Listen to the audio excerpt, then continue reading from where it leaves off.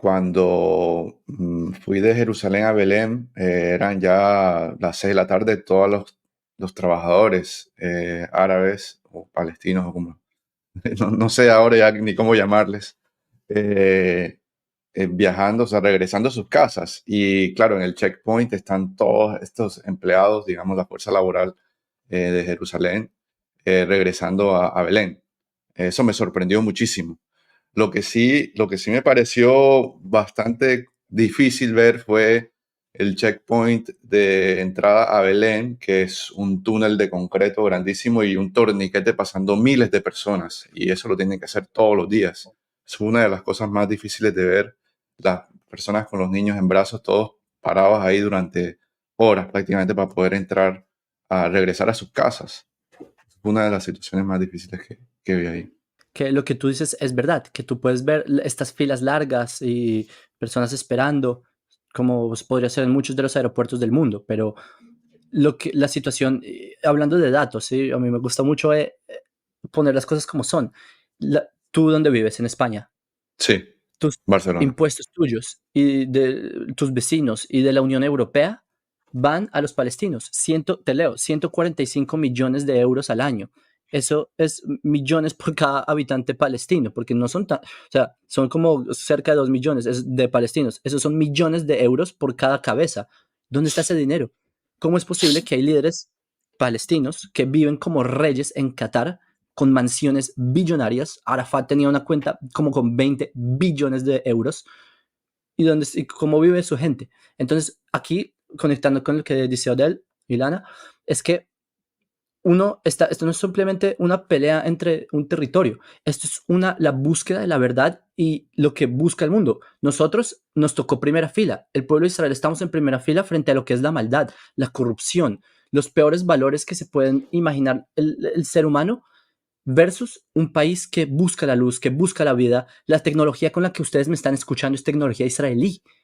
La plataforma con la que ustedes me están viendo seguramente es israelí. Entonces, Israel es una nación que busca un mundo mejor. Y este es realmente el trasfondo del conflicto.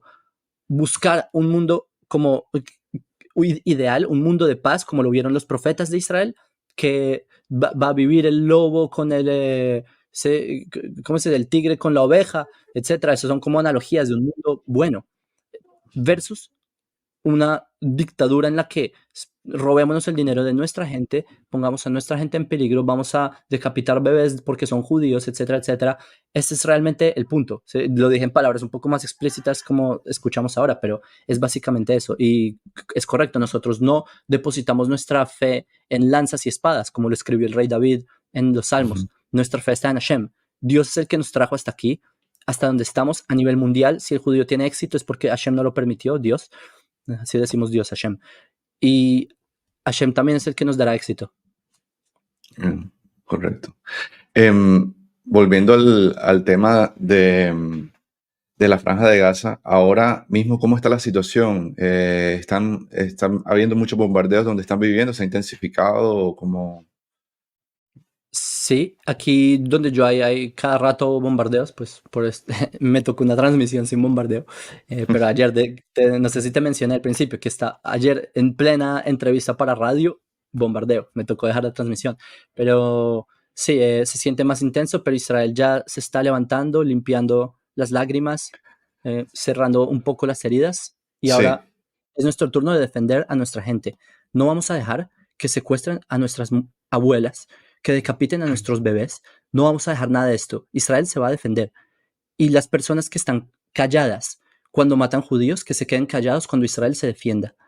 Esa es la situación ahora. Ustedes van a ver en los medios de comunicación seguramente cómo Israel ahora está aplicando su defensa, que a propósito, Israel mandó flyers, ¿cómo se dice?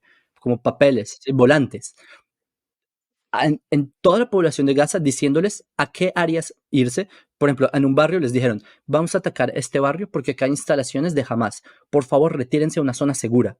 Así lo hizo en todos los lugares.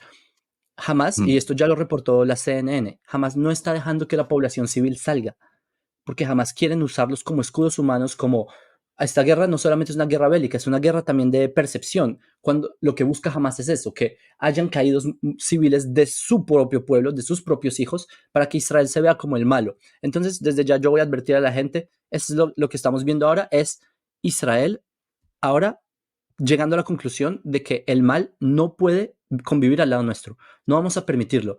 Y si en el camino debemos ser más agresivos que de lo normal, que Israel suele ser muy cuidadoso con estos temas, entonces ya desde allá advierto que las personas no se dejen llevar por los medios de comunicación. Israel está haciendo sus mayores esfuerzos para que no hayan caídos de ninguno de los dos bandos, mientras que jamás hace sus mayores esfuerzos para que hayan caídos de los dos bandos.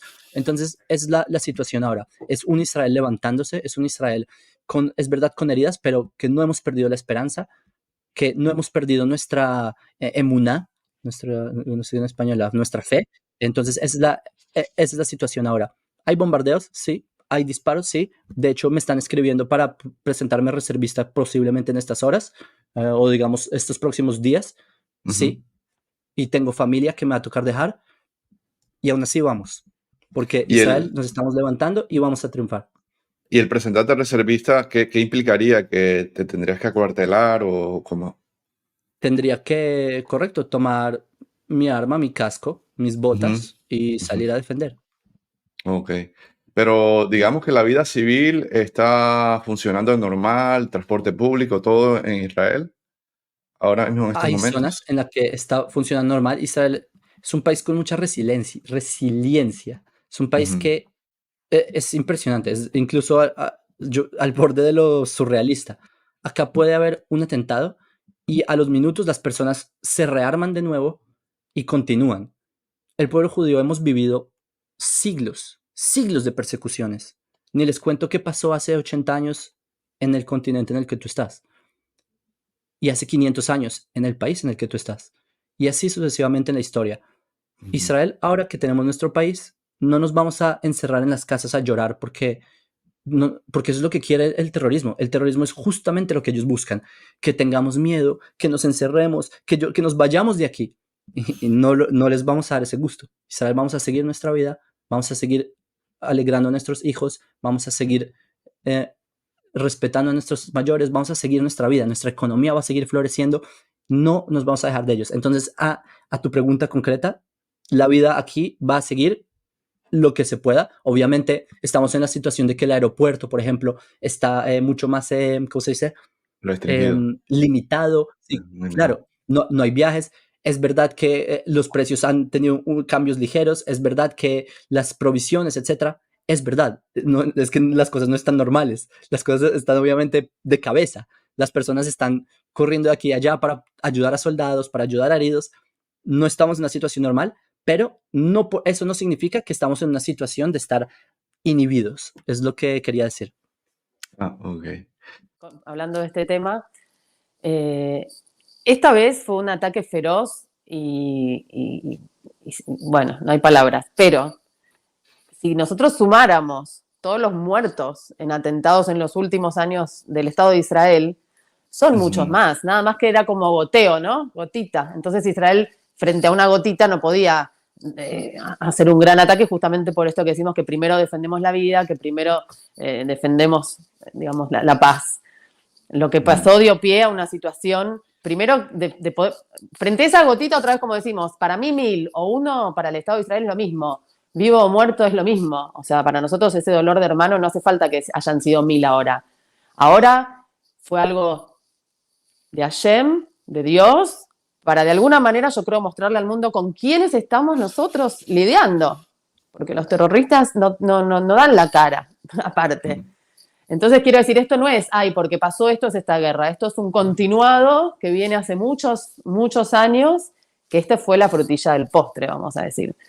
Entonces, Claro. realmente, si bien en Israel, como dijo muy bien Jaco, somos resilientes, de hecho mi marido se fue a trabajar porque hacen hummus y la gente hoy es Shabbat y quieren comprar y están todos preparándose y cocinando y la vida sigue.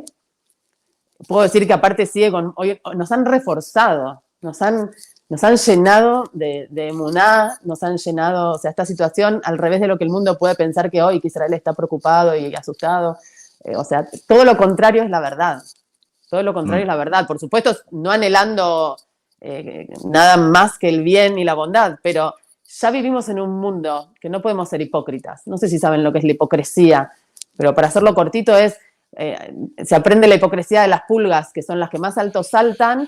En el circo de pulgas las ponen en una lata por un mes para que salten poquito. Esto es el mundo hoy. El mundo estamos así, que bueno, que existe el bien y el mal y tenemos que aprender a convivir con el bien y el mal. No. El mundo, hay un montón de diferentes humanos y cada uno con su historia y cada uno con sus ideas. Pero el bien y el mal tienen que estar bien definidos en un mundo, en una humanidad, la moral, la ética, y por eso las 7 leyes noágidas que tanto Jacob promulga y el pueblo de Israel. O sea, las leyes morales no se pueden pasar por arriba como se están pasando en tantos sitios. Entonces yo creo, por eso vuelvo, esto es una guerra que se da en Israel, pero es una guerra universal con respecto al bien y el mal. Una cosa que quería preguntar muy interesante es sobre, a ver qué explicación tú le tienes a esto de que los judíos siempre han sido perseguidos, o sea, porque es que esto se ha visto históricamente durante miles de años. ¿A qué se debe eso? Hay varias teorías. De hecho, uno de mis grandes mentores se llama Gustavo Peretnik. Yo he absorbido mucho sobre este tema. Eso él lo denomina, es el nombre propio. Hay quienes lo dicen antisemitismo, pero quienes lo llaman judeofobia. Y yo personalmente llegué a la conclusión de que cuando tú tienes un ideal tan distinto en un mundo que es tan distinto a ese ideal, el mundo lo rechaza. Tú tienes este ideal tan elevado de libertad, piensa, por ejemplo, tienes el régimen egipcio, que su economía, la mayor potencia mundial, economía que se fundamenta en la esclavitud, y si no hay esclavos, no hay potencia. Y llega este pueblo esclavo y dice, señores, nos vamos porque hay algo llamado la libertad. El ser humano es libre, no puede ser esclavo. ¿Cómo reacciona el mundo? ¿Sí? Egipto, la sociedad, ¿sí? Egipto representa como, pues no lo ve bien, ¿no? Esos están locos, hay que reprimirlos, hay que tirar a sus hijos al río, hay que acabarlos. El judío siempre ha presentado ideas demasiado elevadas para este tipo de, digamos, donde estamos en esta zona, las ideas del judaísmo son muy, muy locas. O las ideas en general, para Occidente también, las leyes noágidas es algo loquísimo. Entonces yo creo que Israel es como un trasplante. Un trasplante, si ustedes conocen, hay veces el cuerpo lo rechaza. A pesar de que el doctor quiere curar al paciente con el trasplante, le pone el trasplante, pero el cuerpo lo rechaza. El cuerpo pelea contra el trasplante.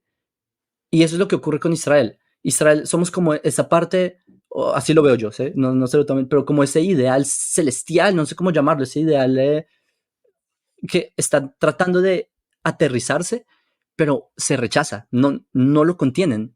Es lo que, así como, es como yo lo veo, es algo mucho más profundo que simplemente los judíos son una raza inferior, entonces metámoslos en campos. Los judíos no aceptaron nuestra cruz, entonces expulsémoslos. Los judíos, no sé qué cosas, la peste negra, son culpables de la peste negra, entonces persigamos. Es mucho más que eso. Es Sí. una percepción que tiene la conciencia humana con respecto al ideal de la Torá. Eso es lo que pienso yo.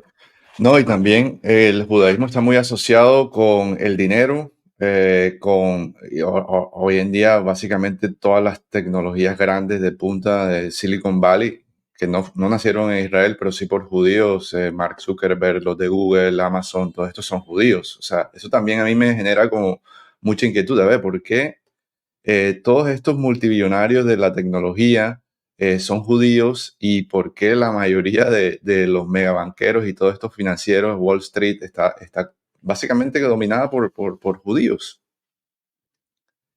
Sí, aunque es un mito. Es verdad que hay muchos judíos que son banqueros, pero no diría que la mayoría. De hecho, la mayoría creo que son irlandeses, la mayoría italianos, de hecho. También hay muchos japoneses y chinos y árabes. El Vaticano es el que mayor tiene peso en el mundo financiero. Eso nadie lo dice, pero es así. Lo que es seguro es que durante el Renacimiento el mundo empezó a desarrollar lo que se llama el concepto de la banca, el banco. Pero en el cristianismo ellos prohibían lo que se llama el préstamo el préstamo de dinero y con interés y todo eso. Entonces, a los judíos se les prohibía todo tipo de trabajo. Los judíos no podían tener tierras, los judíos no podían tener cargos públicos, los judíos no podían tener trabajos, no los contrataban tampoco. y solo se les permitió tener este trabajo denigrante de prestar su dinero y que luego se les paga con un poco más de dinero por este favor. Y así es como La nace la usura. banca.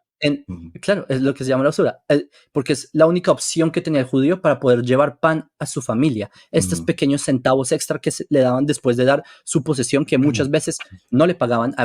Hubo reyes en Francia, hubo reyes en varios reinos en Europa que no pagaron las deudas a los judíos a pesar de este sistema, pero en todo caso, así es como el judío se empieza a familiarizar más con las cuentas, ¿sí? A propósito, los judíos somos en nuestra literatura y nuestros libros, todas estas ideas económicas están desde hace milenios, mm, ¿sí? Ya sí, sobre el Revit y todo esto ya existe hace mucho. Simplemente mm, que para el mundo post-medieval, o sea, el Renacimiento, estas eran ideas inexistentes. Entonces el judío ya tenía muy buen manejo de estas cosas. Los judíos siempre han sido el pueblo del libro. ¿Sí? Incluso los árabes nos dicen Ahl el-Kitab, el pueblo del libro. Y por eso personas letradas, de números. Entonces eso contribuyó mucho a que el sector social no desarrollaran esta facultad de manejar lo que es la banca, y la banca nació con algunos judíos. No obstante, es verdad, nuevamente, que hay judíos que tienen bancos, Goldman Sachs, lo que sea, pero no son todos. Y de hecho no son ni la mayoría, solo para saberlo. También tienes razón que en el mundo de la tecnología Israel sobresale, por ejemplo, inteligencia artificial ChatGPT, lo más nuevo que tenemos. Sam Altman es judío, desarrollador, nada más y nada menos. Y puedes dar infinitos ejemplos. El desarrollador de WhatsApp, el que inventó Google, así sucesivamente. Yo creo que eso es Amazon. el ingenio más que todo, no Ujú, tanto, porque Google se lo puede inventar cualquiera. mm, Hay personas más ricos que los creadores de Google, ¿sí? ¿Cómo se llama este? Elon Musk, que de hecho ujú. también al parecer tiene ascendencia judía, pero digamos que no lo es. O yo qué sé, todos estos Jeff Bezos, hay muchas personas que también han logrado su éxito porque tuvieron una buena idea. El judío tiene esta facultad de que busca ir hacia allá. Entonces yo diría que, y a propósito de los judíos, no toda la historia han sido ricos. Durante muchos periodos de la historia los judíos no han sido ricos y aún así han sido perseguidos. Entonces yo creo que la excusa de que el judío por tener dinero vamos a ir a lanzarles misiles o vamos a meterlos en campos de exterminio, parece que Mm, no conectar uno con lo otro, especialmente porque no todos los judíos son los banqueros. Yo no tengo un banco, por ejemplo. sí. Sí, hay algo como en la psicología judía, en los valores que están, no sé si en la religión o en la familia, que hacen que sean muy emprendedores, que es lo que yo he visto de amigos judíos y familias judías que conozco. Son personas muy emprendedoras, muy autodidactas, muy curiosas, y bueno, eso se ha reflejado hoy en día en el mundo. Si me Un- permites decir, mis hijos sí, hasta ahora están empezando a decir sus primeras palabras, ya sí, saben versículos de Torá, porque es una ley judía. Apenas, dice Maimónides, apenas tu hijo sabe las primeras palabras, enséñale los versículos. O sea, desde ya empieza, ya saben, mis hijos ya saben los números, los ven y los identifican. O sea, sí, es importante. De hecho, también lo trae Maimónides, Rambam, que el judío debe estudiar desde el segundo en el que empieza a decir las primeras letras hasta el último segundo de su vida que cierra sus ojos. El judío tiene que estudiar. Entonces, el factor educativo, como tú lo señalas, es un factor que está arraigado en nuestra cultura, que ujú, pienso que toda sociedad podría tomar ejemplo de esto. sí. Te quería preguntar a ambos, pero a Jacob primero, a ver si me podría responder. Para el cristianismo, el Mesías ya vino, supuestamente Jesús.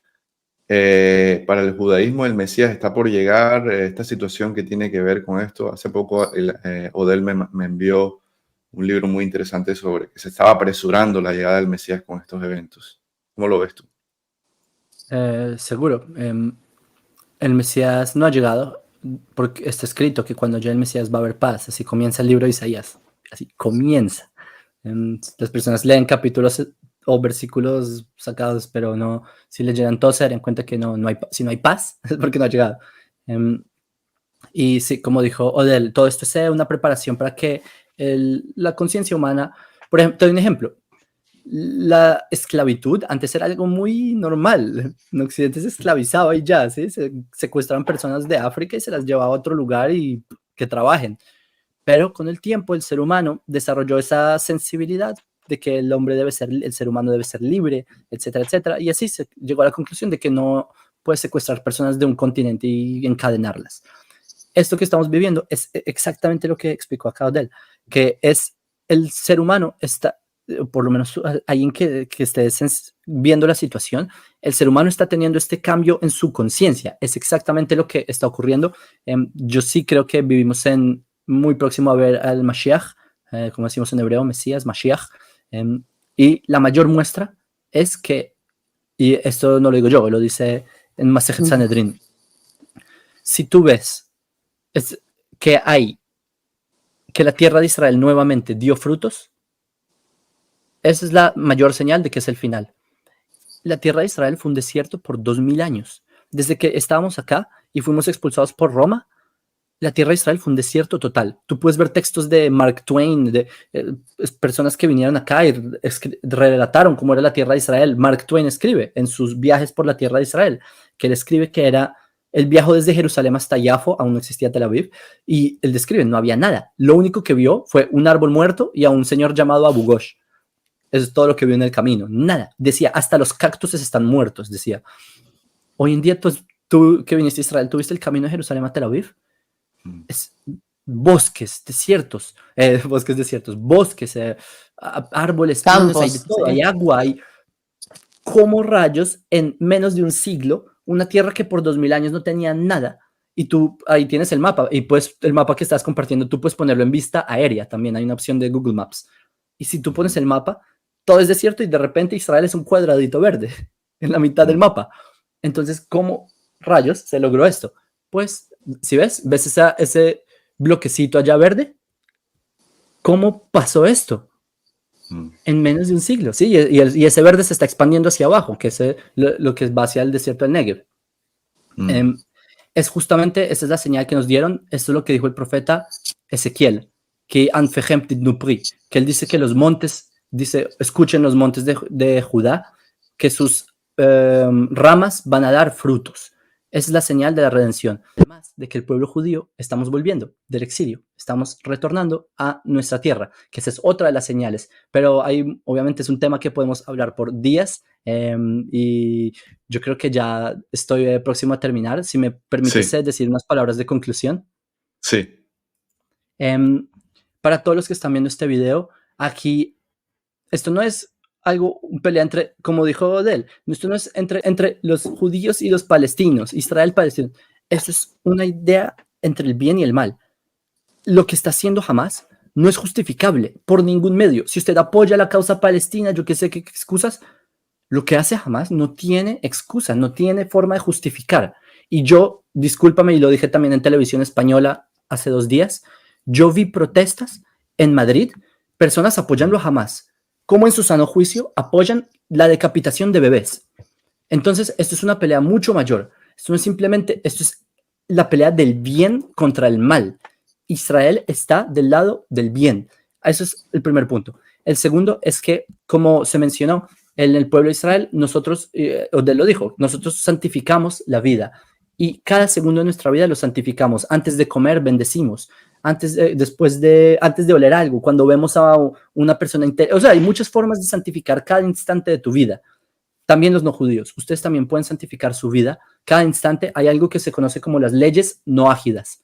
Las leyes no ágidas, no voy a hablar mucho de esto ahora porque ya me estoy despidiendo, pero pueden buscar en mi página de las redes sociales, se llama Filosofía Judía, ahí encontrarán sobre qué son las leyes no ágidas y les aseguro que es una forma en la que ustedes van a entender cuál es el punto del judaísmo, por qué vamos 3000 años con esta terquedad, ¿sí? La dura cerviz es una bendición. Las personas creen que ser de dura cerviz es algo malo, es la bendición de Israel, porque tenemos esta terquedad de que aunque nos quieran exterminar y casi lo han logrado varias veces, seguimos con este ideal, es por esto, para que ustedes sepan cuál es el mensaje del monoteísmo, de la Torá, que está enfrascado y para ustedes en las leyes no ágidas. Eso es lo que quería decir para finalizar. Me debo retirar y muchas gracias por la invitación. Aprecio que dediques un tiempo también a difundir lo que está ocurriendo en el mundo, particularmente Israel. Y bueno, también a ti, Odell, por contactarme. Y nada más, les envío un saludo a todos.